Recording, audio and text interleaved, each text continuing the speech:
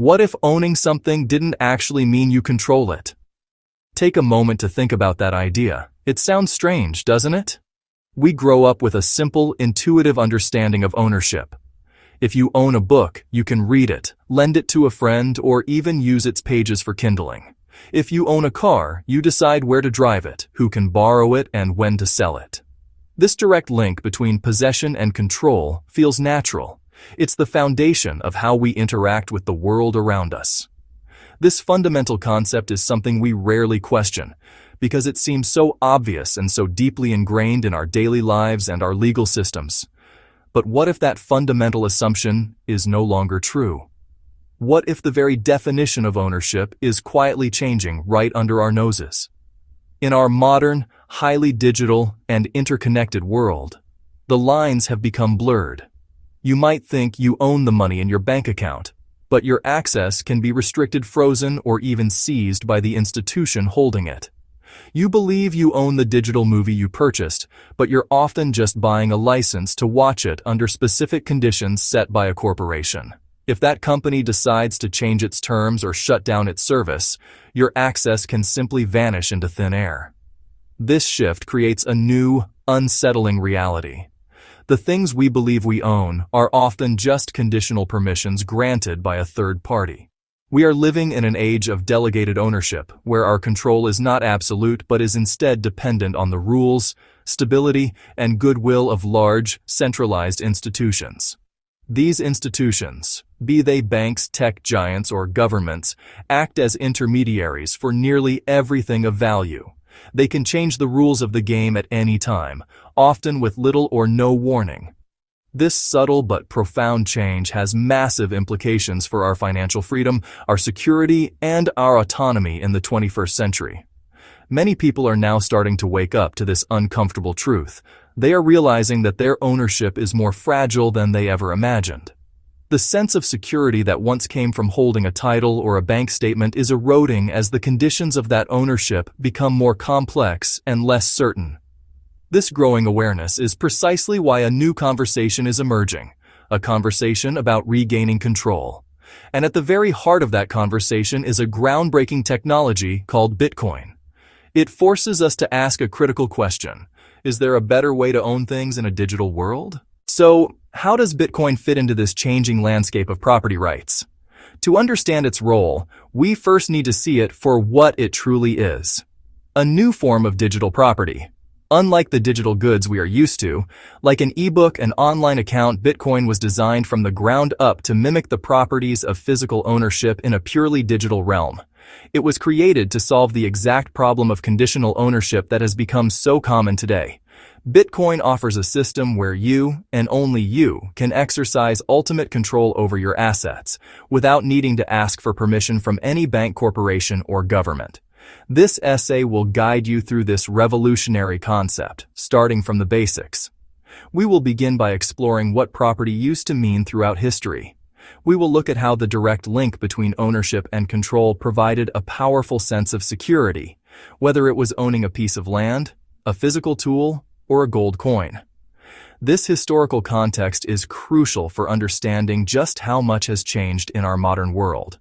It will provide a baseline for what true ownership feels like, setting the stage for the problems that have emerged in our current system of centralized trust and delegated control. From there, we will dive into the present day to examine why ownership has become so conditional. We will break down the specific ways your control over your assets can be limited, altered, or even revoked entirely.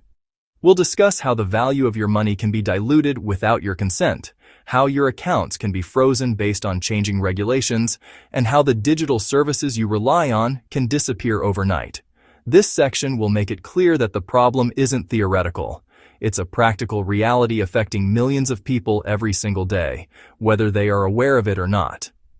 Finally, we will introduce Bitcoin as a powerful solution to this modern dilemma.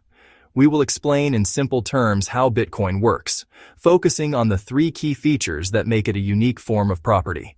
It cannot be easily seized, its supply cannot be diluted, and its rules cannot be arbitrarily changed. Most importantly, we will explore the concept of private keys and how holding them gives you uncompromising property rights. By the end, you will understand the profound statement: if you don't hold the keys, you don't truly own it. Let's begin this journey to rediscover what it means to own something in the digital age. Let's travel back in time, long before digital codes and online accounts defined our world. In this simpler era, the concept of ownership was tangible and deeply personal. Imagine a farmer working a plot of land that has been in his family for generations. For him, ownership wasn't an abstract legal theory written on a piece of paper stored miles away. It was the soil under his fingernails and the sweat on his brow. His control over that land was direct and absolute. He decided which crops to plant, where to build his fences, when to let the fields lie fallow. This control was not granted by a distant authority. It was earned and maintained through his labor and his physical presence on the land. This direct connection between ownership and control was the bedrock of his security. The land was not just a place to live, it was his family's livelihood, their savings account, and their legacy all rolled into one. By controlling the land, he controlled his destiny. He could provide food for his family, store surplus grain for the harsh winter months, and pass on a productive asset to his children.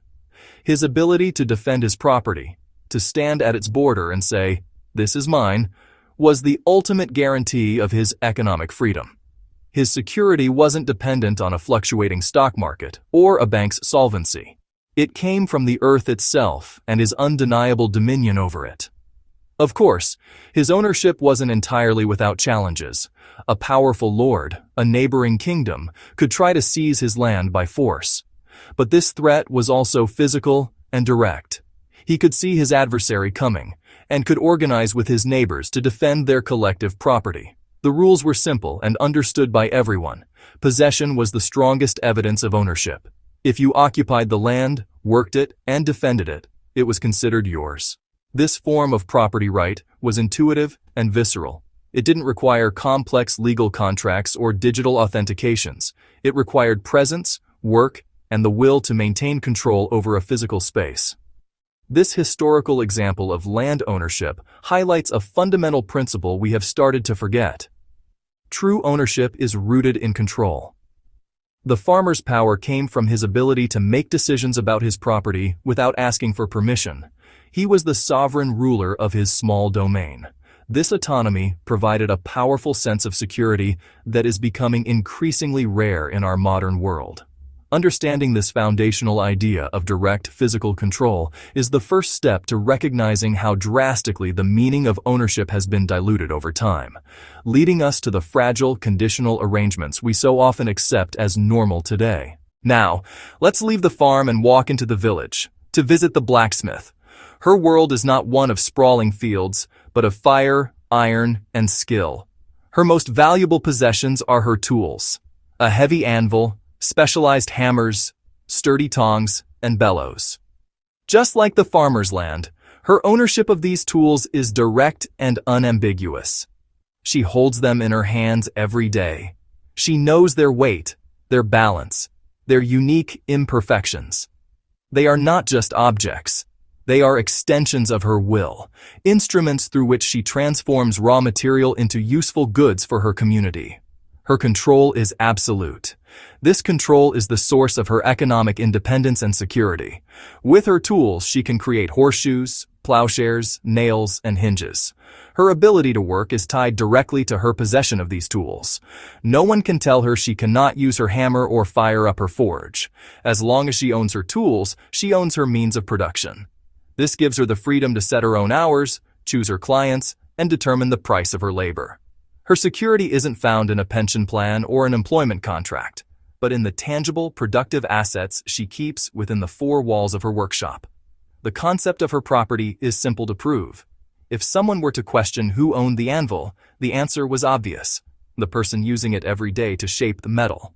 The proof of ownership was in the act of possession and use. If a thief were to steal her hammer, the crime was clear and immediate. The physical object would be missing from its rightful place. The entire community would understand the violation because it involved a tangible asset being taken from its owner.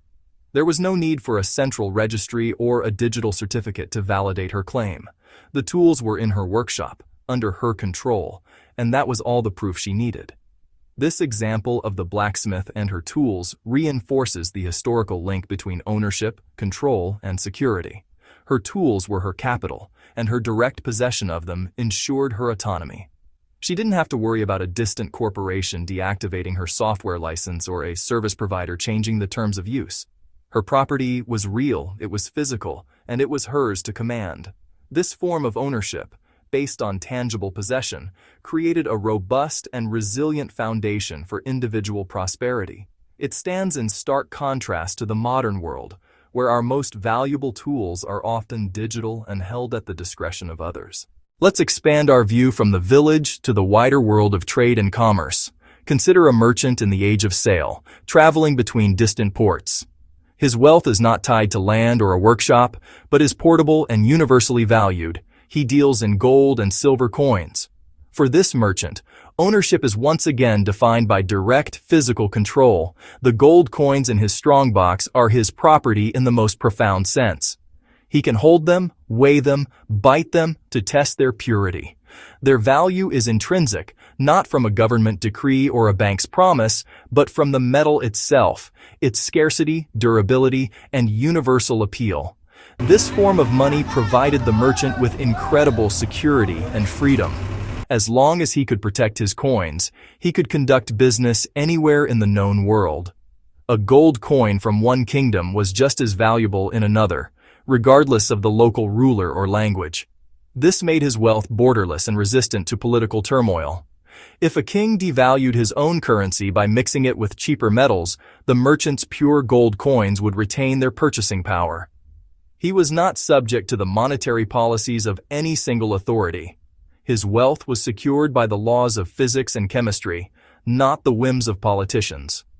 The control he had over his gold was the key to his autonomy.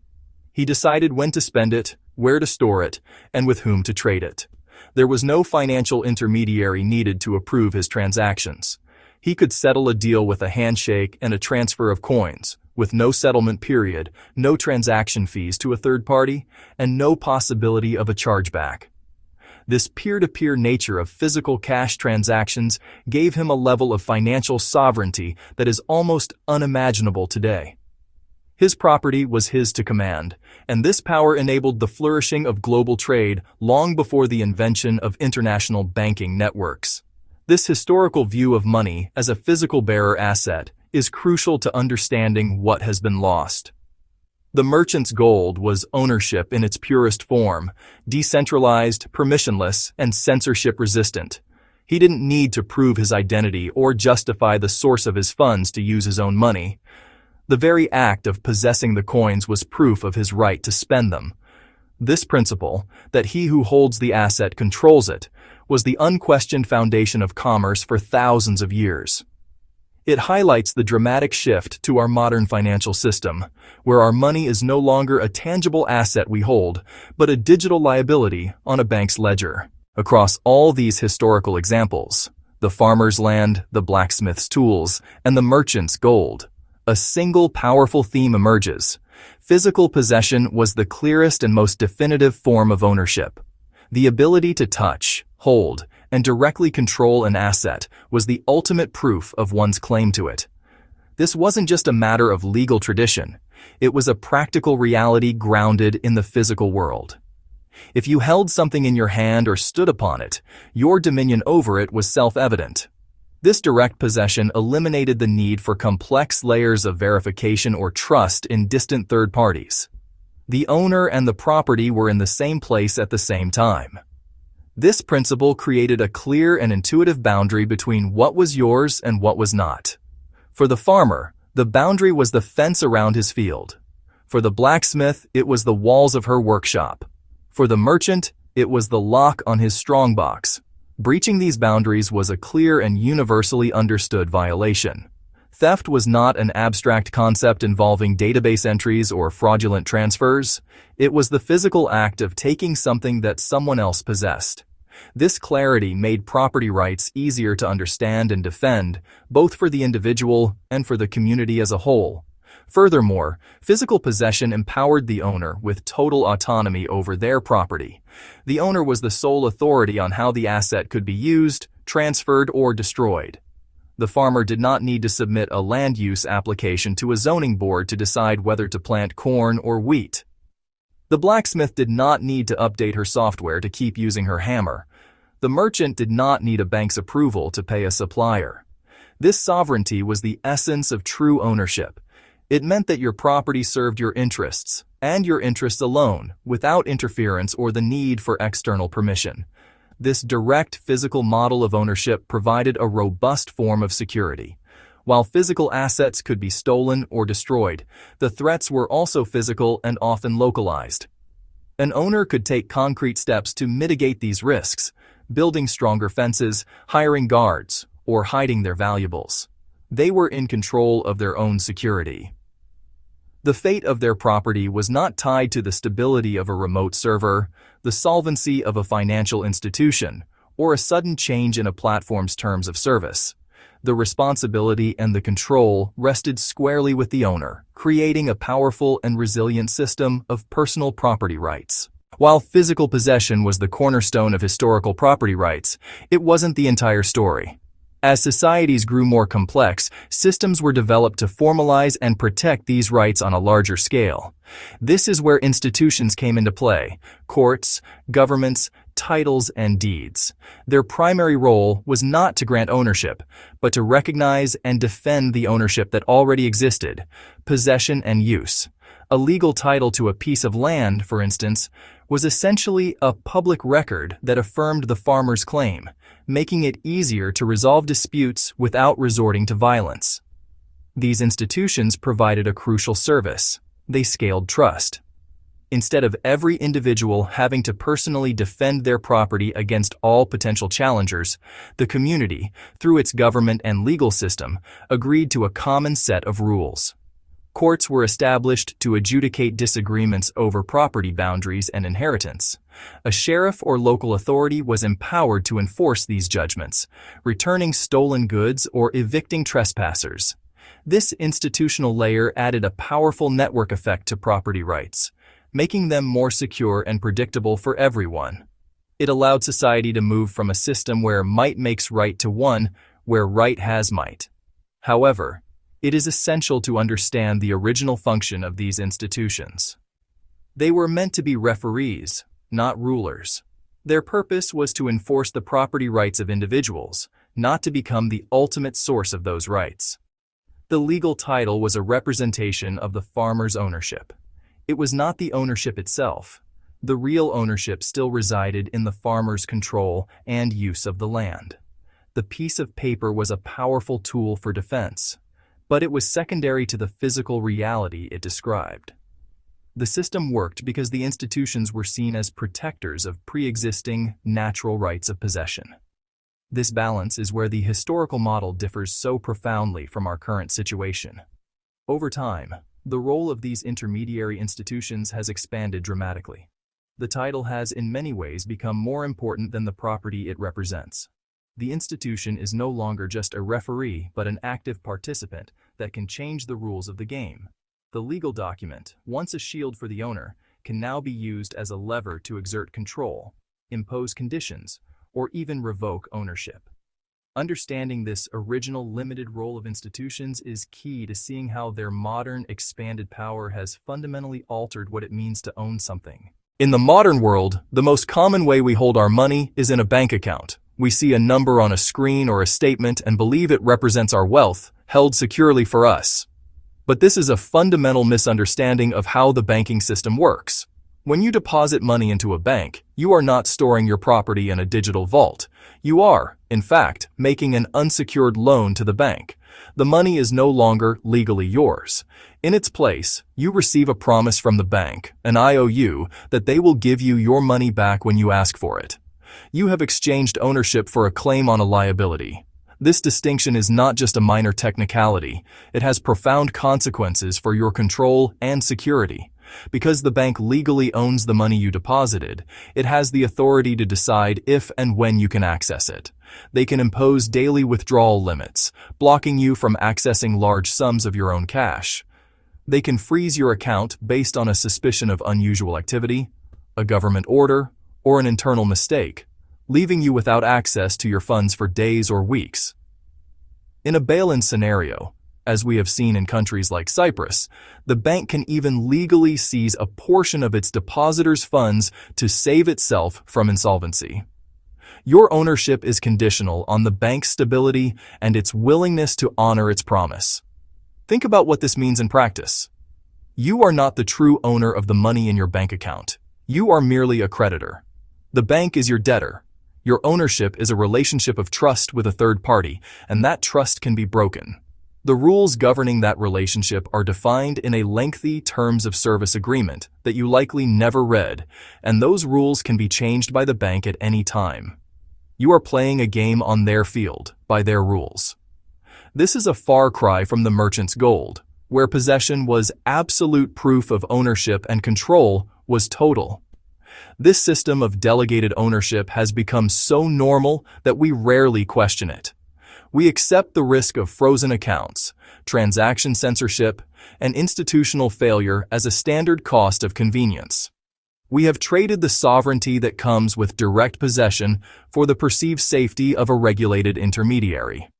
But this safety is an illusion. The moment you hand your money to a bank, you give up control. You are no longer the owner of an asset, but the holder of a promise. A promise that can be, and sometimes is, broken when it matters most. Your ownership is not a right, it is a privilege granted by the institution. Let's move beyond money and look at the vast world of digital goods we buy every day. For example, a movie on a streaming platform, an e-book for your reader, or a skin for your character in a video game. We click buy and assume we now own that item. But the reality is quite different. In almost every case, you are not buying the digital good itself. You are purchasing a license, a limited revocable permission to access that content. Under a strict set of conditions determined by the seller, the corporation remains the true owner. That license agreement, often buried in pages of legal text, gives the company immense power. They can modify the terms at any time. For example, a movie you bought might suddenly become unavailable in your region. The company could decide to shut down the service entirely, and your entire library of purchased books or films could vanish overnight.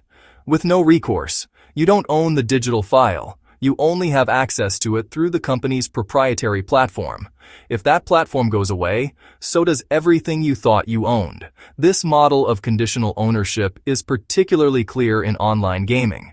Players spend billions of dollars on in-game items, rare weapons, unique outfits, powerful characters. They invest countless hours and real money to acquire these digital assets. Yet they don't own any of them. The game's developer can change an item's attributes with a simple software update, drastically reducing its value. They can ban your account for a perceived violation of their terms of service, and you lose everything you've accumulated. The digital world you invested in is a walled garden, and the owner of the garden can escort you out at any moment. This is a fundamental departure from the ownership of physical goods. When you buy a physical book, no one can come into your house and take it back because they disagree with how you are using it. You can sell it, lend it, or use it as a coaster. Its use is not dictated by a license agreement that can be remotely altered. The digital world, however, has been built on a foundation of conditional access disguised as ownership. We are being trained to accept a new normal where our property is not truly ours, but is instead rented to us at the whim of a centralized corporation. One of the most unsettling aspects of modern conditional ownership is that the rules can, and frequently do, change without your consent. The stability and predictability of historical property rights is gone. Now the ground is constantly shifting beneath your feet. These changes are imposed from the top down by governments. Corporations acting as intermediaries also change the rules. They are not negotiated. They are dictated. You are simply expected to comply. Consider the power of governments to implement capital controls. During an economic crisis, a government can suddenly block money leaving the country, or limit how much cash you can withdraw from your own bank each day. These rules are not hypothetical. They have been used in Greece, Argentina, and Lebanon. In an instant, your ownership of savings becomes restricted. You still see the number in your account, but your ability to control and use your money has been taken away by decree. Corporations change rules on a whim, citing updated terms of service. A social platform where you built a business can alter its algorithm and make your content invisible overnight. A payment processor you depend on can decide to freeze your funds and cut off your cash flow. You have no say. You are a user subject to their authority. This constant uncertainty undermines the security property rights should provide. How can you plan for the future when rules can be rewritten at any moment? How can you build a business or save for retirement when access to capital can be cut off by regulation or policy changes? This is conditional ownership. You are not a sovereign owner. You are a subject under centralized powers you cannot influence. Section 4. The silent threat of dilution. Beyond the overt threats of seizure and control, there is a more subtle but equally dangerous threat to your property: dilution. This is the process by which the value of your assets is eroded without a single dollar being physically taken from you. It primarily affects our most common form of property: money. When a central bank creates new money out of thin air, it increases the total supply. This act, often referred to as quantitative easing or printing money, makes every existing unit of that currency less scarce and therefore less valuable. Your savings can now buy less than they could before. This is a form of confiscation through inflation. Imagine you have $10,000 saved. If the central bank increases the money supply by 10% over a year, your $10,000 will now only have the purchasing power that $9,000 had a year prior. You still have the same number of dollars in your account, but a tenth of their value has vanished. This loss was not your choice. It was the result of a policy decision made by a small, unelected committee of central bankers. You had no say in the matter, and there is nothing you can do within the traditional system to stop it. This silent theft affects everyone who saves in that currency. It is a hidden tax that disproportionately hurts the poor and the middle class, who hold most of their wealth in cash and savings accounts. The wealthy can often protect themselves by investing in scarce assets like real estate, fine art, or stocks, which tend to rise in price as the currency is devalued. But the average person, who is simply trying to save for a rainy day or retirement, sees their hard-earned money slowly evaporate. They are running on a financial treadmill that is constantly being sped up by forces beyond their control. This threat of dilution stands in stark contrast to historical forms of property like the merchant's gold. The supply of gold is naturally constrained. It is difficult and expensive to mine, and no central authority can simply wish more of it into existence.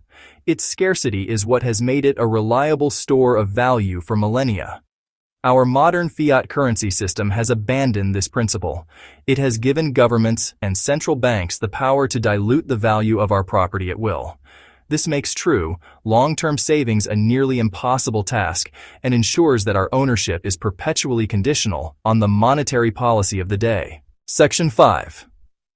The gatekeepers of your digital life. Ultimately, the conditional nature of modern ownership comes down to one simple fact: we live our lives through intermediaries. For nearly everything of value in the digital and financial realms, there is a gatekeeper standing between us and our property. These gatekeepers, banks, tech giants, payment processors, governments, have become the new sovereigns of our age. They set the rules, they enforce the boundaries, and they hold the ultimate power to grant or revoke our access. We are no longer in direct control. We are dependent on their permission. These centralized institutions create single points of failure. If a bank becomes insolvent, the money of all its depositors is at risk. If a major cloud service provider has a massive data breach, the private information of millions of users is compromised. If a social media company decides to censor a certain viewpoint, millions of voices can be silenced instantly. By concentrating so much power and data in the hands of a few entities, we have made our entire system incredibly fragile. We have built our digital world on a series of walled gardens, each ruled by a king who can change the laws at any time. This system of gatekeepers forces us to constantly prove our identity and justify our actions. To open a bank account, you must provide extensive personal documentation. To send a large sum of money, you may have to explain the source of the funds and the purpose of the transaction. Your financial life is no longer private. It is an open book for the gatekeepers to inspect and approve. This is a complete reversal of the principle of innocent until proven guilty. In the modern financial system, you are treated with suspicion by default, and your autonomy is granted only after you have satisfied the demands of the intermediary. This is the core problem that conditional ownership creates. It strips you of your sovereignty. The farmer owned his land. The blacksmith owned her tools. The merchant owned his gold. They were in control. Today, we are told we own the numbers in our bank account and the data in our online profiles. But we are not in control. We are merely users, granted temporary and conditional access by powerful gatekeepers. This dependency creates a system of profound fragility and erodes the very meaning of property rights. Recognizing this problem is the first step towards seeking a solution, a way to reclaim ownership in a world that has tried to take it away. Section 1. A new kind of asset. So, how do we escape this world of conditional ownership, where our property is held at the mercy of gatekeepers? The answer begins with a new invention: Bitcoin. Set aside what you know about digital money and online accounts. Bitcoin is not like PayPal. Bitcoin is not like Venmo. Bitcoin is not like your online banking portal. Those are just digital interfaces to the old financial system. Bitcoin is something entirely new, the world's first and only truly scarce digital asset, a form of property that exists only in the digital realm, yet has traits of a physical object, like the merchant's gold. At its core, Bitcoin is a digital ledger, a giant global spreadsheet shared and maintained by thousands of computers across the world. This ledger is called the blockchain. It records every Bitcoin transaction that has ever happened. Because the ledger isn't stored in one central place, no single person, no single company, no single government can control it. It is decentralized. That simple fact makes Bitcoin revolutionary. For the first time, we have digital property that does not require a trusted third party or a central gatekeeper. It lets people transact directly, peer-to-peer, just like handing someone a gold coin. Think of Bitcoin as digital cash. When you hold physical cash, you have direct control. You don't need a bank's permission to hand someone $20. Bitcoin aims to replicate that ownership digitally. It's a bearer asset. Whoever holds it can spend it. But unlike cash, it can be sent across the globe in minutes without being physically transported or cleared through a chain of intermediary banks. It combines physical possession of cash with the speed and the borderless nature of the internet, creating a new kind of property for the digital age. This asset class forces us to rethink what's possible. It offers an alternative to conditional ownership. It offers a path to financial sovereignty, not just a user on someone else's platform, but a true owner in control of your wealth. Bitcoin is not a company. It can't go bankrupt. It has no CEO. So no single person can change its rules. It's a system built on mathematics and code, open to anyone, anywhere. It's the foundation for a new property right: absolute, portable, and resistant to censorship. One of the most important features that makes Bitcoin a unique form of property is its absolute scarcity. Just like gold, there is a finite amount of it. But unlike gold, we know exactly how much Bitcoin will ever exist. The protocol's rules, which were set at its creation, dictate that there will only ever be 21 million Bitcoin. Not a single one more can ever be created. This supply cap is written into the code and is enforced by the thousands of computers that make up the network. It cannot be changed by any central authority, no matter how powerful. This is digital scarcity, perfected. This guaranteed scarcity protects Bitcoin owners from the silent threat of dilution. Central banks can create new money at will, devaluing the savings of everyone holding that currency. With Bitcoin, this is impossible. No committee can decide to print more Bitcoin to bail out a bank or stimulate an economy. The supply schedule is fixed and predictable. This makes Bitcoin a hard asset, digital gold. It is designed to be a reliable store of value over the long term and a safe haven from inflationary fiat policies. By holding Bitcoin, you opt out of a system where your wealth can be diluted without your consent. This scarcity is analogous to the merchant's gold, but with a crucial improvement. While gold is scarce, we don't know exactly how much is left in the Earth's crust. A new discovery or a technological breakthrough in mining, like asteroid mining, could theoretically increase the supply and lower its value. Bitcoin's supply, however, is mathematically certain. We know the total amount, and we know the rate at which new coins are created. This makes Bitcoin the scarcest asset humanity has ever known. Its value is not based on a promise from a third party, but on the unchangeable mathematical properties of the system itself. This predictable, finite supply is essential for long-term savings, a robust store of value. It lets individuals preserve purchasing power across time without needing to speculate in complex financial markets or trust the policies of central bankers. It's like owning a piece of a finite digital territory that can never be expanded. Your share of the whole can never be diluted. This is a profound shift in power. For the first time, anyone with an internet connection can own an asset whose scarcity is guaranteed by mathematics, not by the promises of men. Another key feature that makes Bitcoin a superior form of property is its immutability. This means that once a transaction is confirmed on the Bitcoin blockchain, it cannot be reversed, it cannot be altered, it cannot be censored. It is set in stone, or more accurately, set in code. The ledger is append only. New transactions can be added, but old ones can never be changed. This is a direct contrast to the traditional financial system, where transactions can be reversed, accounts can be frozen, and payments can be blocked by the intermediaries who control the network. With Bitcoin, there are no intermediaries with that kind of power. This immutability is secured by the decentralized nature of the network.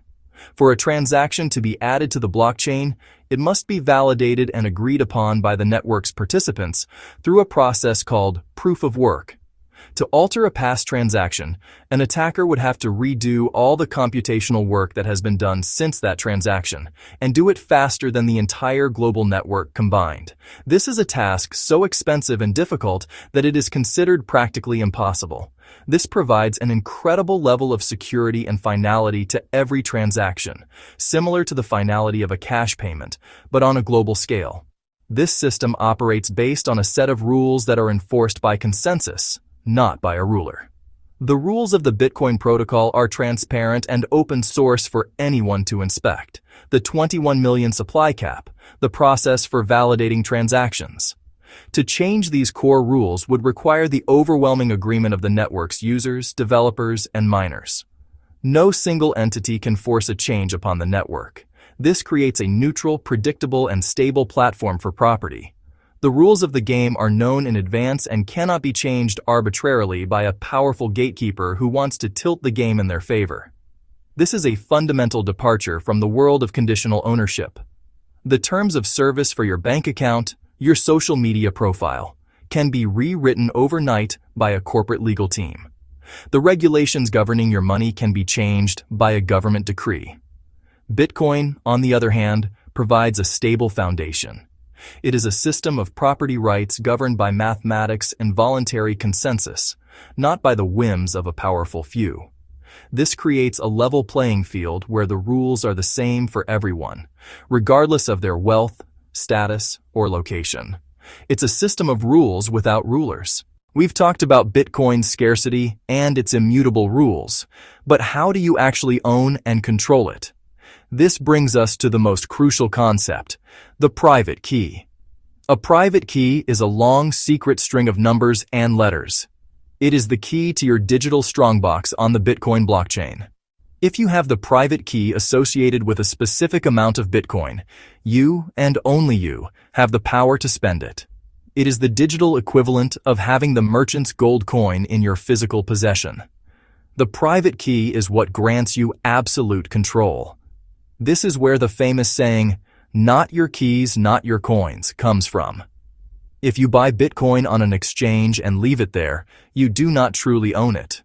The exchange holds the private keys on your behalf. You are in the same situation as having money in a bank account. You have an IOU from the exchange, a promise that they will give you the Bitcoin when you ask for it. But that promise can be broken. The exchange could get hacked. The exchange could go bankrupt. The exchange could have its assets frozen by a government. If you don't control the private keys, you are relying on a gatekeeper once again, and your ownership is conditional. True ownership of Bitcoin means holding your own private keys. When you control your keys, you become your own bank. You are the only one who can authorize a transaction from your address. No one can freeze your funds. No one can seize your Bitcoin without physically forcing you to give up your keys. No one can censor your transactions. This gives you a level of financial sovereignty that is impossible to achieve in the traditional system. Your property is protected by an unbreakable digital lock, the cryptography of your private key, and you are the only person in the world who holds the key. This concept brings ownership back to its roots. Direct control. Just as the blacksmith owned her tools because she held them in her hands, you own your Bitcoin because you hold the private keys. This is not an abstract legal claim. It is a practical technical reality. The Bitcoin network does not know or care about your name. It does not care about your nationality. It does not care about your credit score. It only cares about one thing.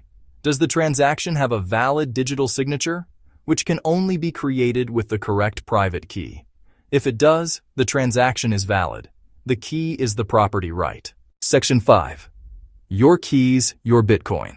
Holding your own private keys is the ultimate expression of property rights in the digital age. It represents a fundamental shift from trusting institutions to trusting mathematics. When you hold your keys, you are not asking a bank for permission to use your money, nor are you relying on a corporation's terms of service to access your digital assets. You are taking direct responsibility for your own wealth. This responsibility can be intimidating at first. It means you are solely in charge of your own security. If you lose your private keys, there is no customer service number to call. Your Bitcoin is gone forever, just like losing a gold coin in the ocean. But with this responsibility comes unparalleled freedom. It means your property is truly yours. It is portable. You can hold millions of dollars in value in your head by memorizing a 12-word seed phrase.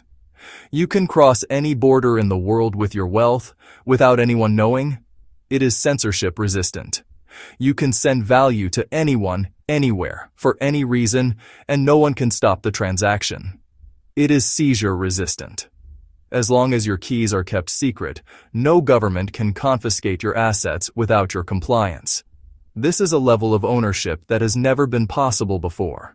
This model of ownership through private keys maps directly to the historical principles we explored earlier. It mirrors the farmer's direct control over his land. It mirrors the merchant's physical possession of his gold. The private key is the digital equivalent of physical possession.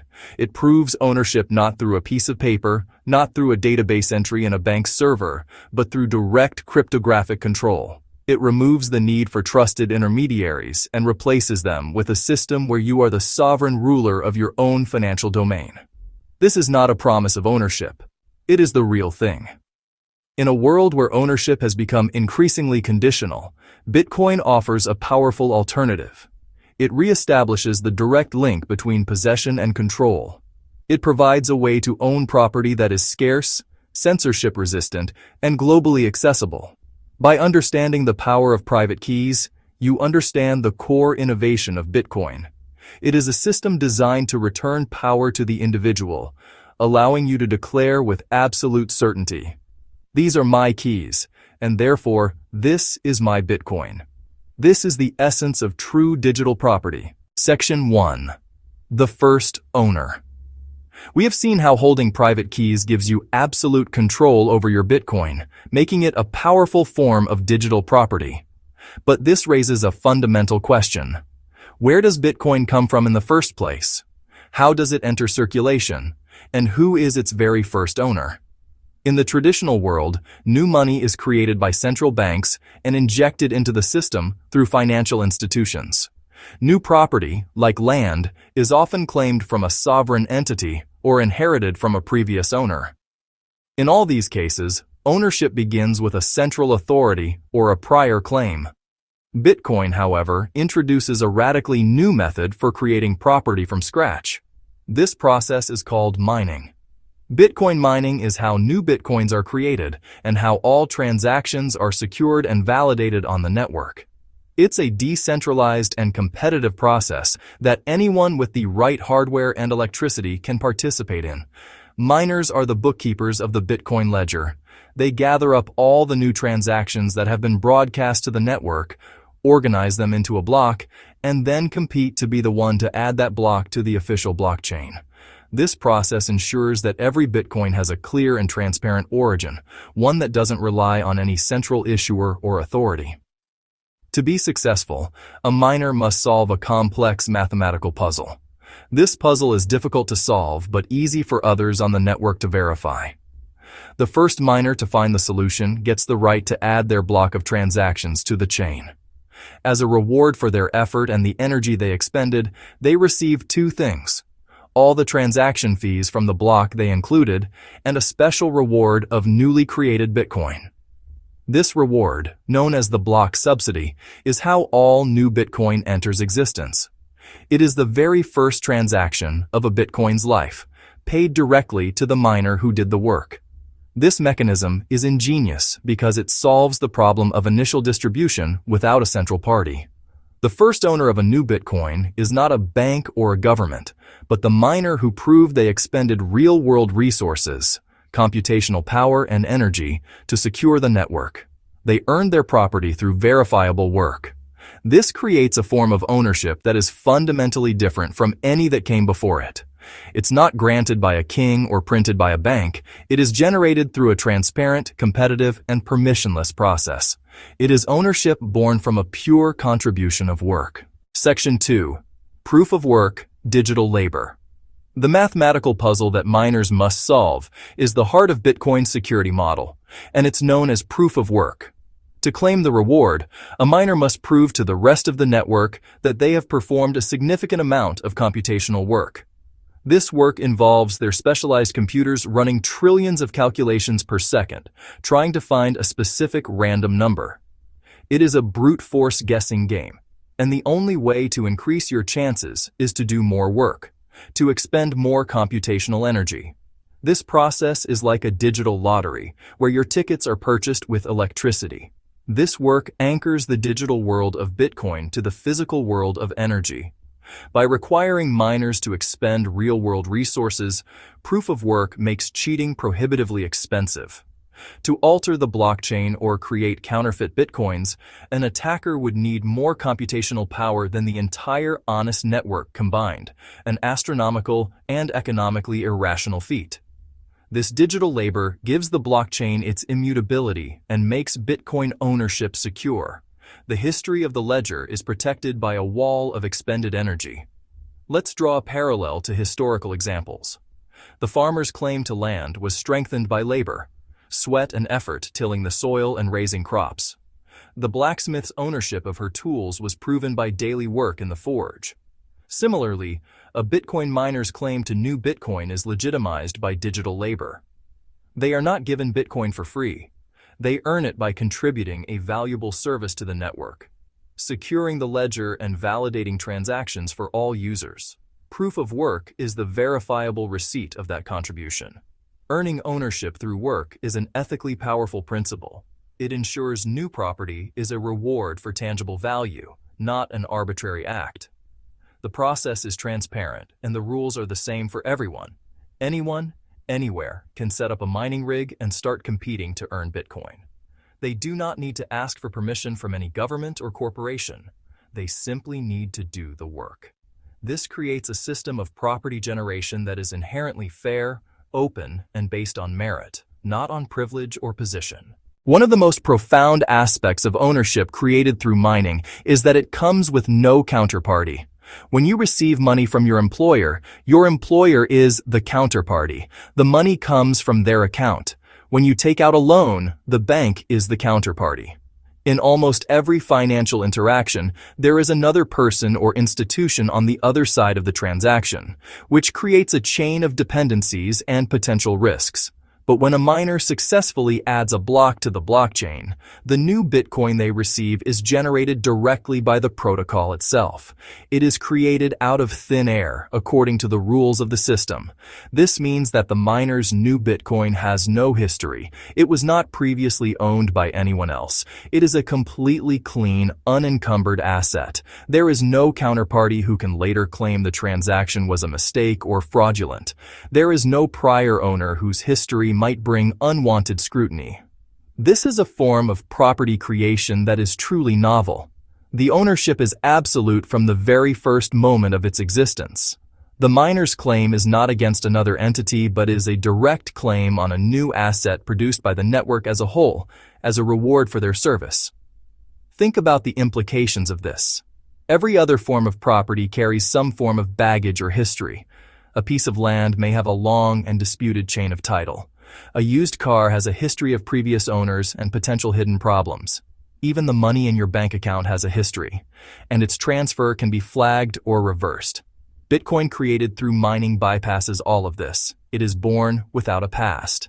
This is why it is often referred to as immaculate property. Its creation is a pure, protocol-defined event, free from the complexities and risks of human intermediation. This absence of a counterparty is what enables a level of trust and finality that is unparalleled in the digital world. The miner does not need to trust anyone to get paid. They only need to trust the mathematics and the open source code of the Bitcoin protocol. Once they receive their block reward, that Bitcoin is theirs, unequivocally.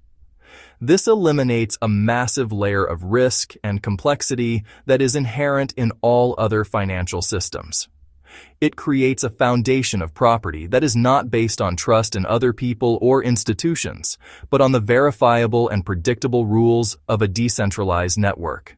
The process of mining can be thought of as a modern form of homesteading. In the 19th century, governments encouraged the settlement of new territories by passing homestead acts.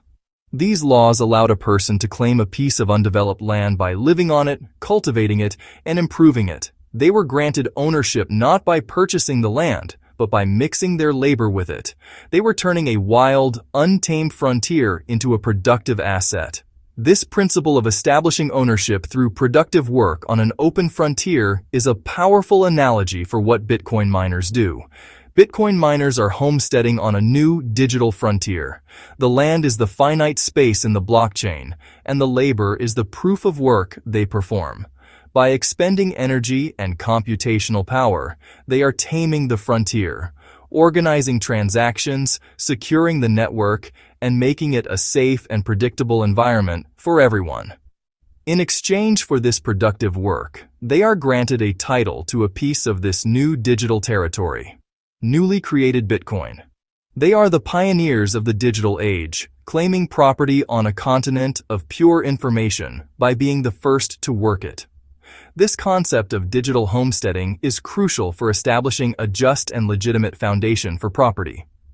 The homesteaders' claim to land was widely seen as legitimate because they created value where there was none before. They did not take the land from someone else. They claimed it from the wilderness. Similarly, a Bitcoin miner does not take their reward from another user. They generate it by providing a vital service that benefits the entire network. Their ownership is earned through the creation of order and security in the digital realm, making their claim fundamentally just and defensible. This process provides an elegant solution to the problem of initial distribution. How do you fairly distribute a new form of property in a way that is open to all and rewards productive effort? Bitcoin's mining process does this by creating a perpetual homesteading act for the digital age. It allows anyone to stake a claim based on their willingness to contribute work. This ensures that the foundation of the entire Bitcoin economy is built on a principle of earned ownership, creating a powerful precedent for how property can be created and distributed in a fair, decentralized, and permissionless way for generations to come. When we put all these pieces together, the proof of work as digital labor, the absence of a counterparty, and the principle of digital homesteading, we arrive at a powerful conclusion. Bitcoin mining represents what some have called an immaculate conception of property. Immaculate conception of property, pristine, born without prior claim. It is a form of property that is created without any original sin. It has no tainted history, no prior owner, and no claim from a central authority that granted it. This immaculate creation process is what imbues Bitcoin with a level of neutrality and trustworthiness that no other asset can match. Because its ownership originates from decentralized, verifiable work rather than a centralized decree, it is free from political influence or corporate control. The first owner earned their property through a transparent and universally understood process. Every subsequent owner inherits a piece of that original legitimacy. The chain of ownership for every single Bitcoin can be traced back to the moment it was mined, providing a perfect and auditable history all the way back to its clean origin. This is the ultimate foundation for true ownership. Property that begins with a central issuer is always conditional on the stability and goodwill of that issuer. The issuer can always change the rules, dilute the supply, or challenge the owner's claim. But property that is born from a decentralized mathematical process has no such dependencies.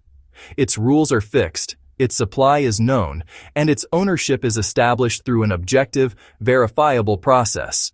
This creates a permanent and reliable foundation upon which a truly global and neutral economy can be built. Ultimately, understanding the process of mining is key to understanding why Bitcoin represents such a profound breakthrough in property rights. It doesn't just offer a new way to hold and transfer value, it offers a new way to create it. It establishes a system where ownership is earned through work, free from any counterparty, and legitimized through a process of digital homesteading. This immaculate conception ensures that Bitcoin is not just another asset within the old system, but the bedrock for a new one. A system where ownership is absolute, transparent, and truly yours from the very beginning. We started by asking a blunt question. Does owning something mean you control it? History gave us a clear answer. Ownership used to be possession. The farmer, the blacksmith, the merchant. That link between control and security made property meaningful. Modern systems broke that link. Banks, platforms, governments. Numbers on screens replaced physical custody. This erosion of control made ownership conditional and fragile. Bitcoin returns to the older logic, but in a digital form. It creates scarcity with a fixed supply. It writes rules into code that can't be changed by a single actor. Private keys are the literal control mechanism. Mining produces new coins as rewards for work, not as favors from a central issuer. This combination gives ownership that is permissionless and portable. It restores the principle possession equals property. If you hold the keys, you hold the ownership. The conclusion of our journey is simple and precise. Property rights can be rebuilt for the information age. Bitcoin is not a magic wand. It is a carefully designed protocol that aligns incentives and anchors digital value to verifiable processes. It matters because it makes ownership predictable again. It makes property rights resilient to arbitrary change. It gives individuals a practical tool to reclaim control over their wealth in an increasingly centralized world. This is not an abstract debate among technologists. The stakes are practical and immediate. When your bank freezes an account, the result is missed rent, lost income, and broken trust. When a platform removes your digital library, your memories can vanish, your work can vanish. When inflation erodes savings, livelihoods are undermined. These are real harms affecting real people. Systems that shift control from individuals to intermediaries create vulnerability and inequality.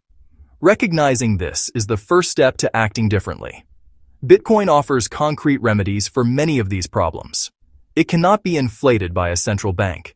It resists censorship. Transactions require only a valid signature, not permission. It is portable across borders and cultures without needing permission slips. When you hold your own keys, you are not asking anyone to grant you access. You set your own limits and manage your own risk. That autonomy transforms dependence into resilience. Yet, there are responsibilities and trade-offs. Self-custody requires discipline and security practices. Lose your keys, and the asset is lost forever. Using custodial services can be convenient, but reintroduces counterparty risk. The right balance depends on personal needs, technical comfort, and threat models. For some, Bitcoin in cold storage is ideal. For others, a hybrid approach works best. The key is to make an informed choice rather than surrender ownership by default. If there is one lesson to carry forward, it is this: ownership without control is a fragile fiction. The modern world too often mistakes access for ownership. Bitcoin draws a clear line. Control is property. Private keys are the mechanism by which that control is exercised. When you hold your keys, you have the final word. No gatekeeper can revoke your access. No central plan can dilute your share. That is the profound restoration Bitcoin offers. This is not a call to abandon all institutions. It is a call to rethink default trust. Use banks and services when they make sense, but learn the alternative. Practice custody. Understand seed phrases. Test recoveries. Teach others how to protect what they own. The goal is not a binary choice between chaos and control. It is to reclaim agency in a world that often strips it away. Ultimately, property rights are social and technical. They depend on culture. They depend on law. They depend on infrastructure. Bitcoin is a tool that changes the technical baseline. It makes portable ownership possible in the digital realm. It makes neutral ownership possible in the digital realm. It makes scarce ownership possible in the digital realm. Hold your keys to truly own wealth. No keys, no ownership. Enjoyed this? Smash like, subscribe, and ring the bell. New deep dives every week.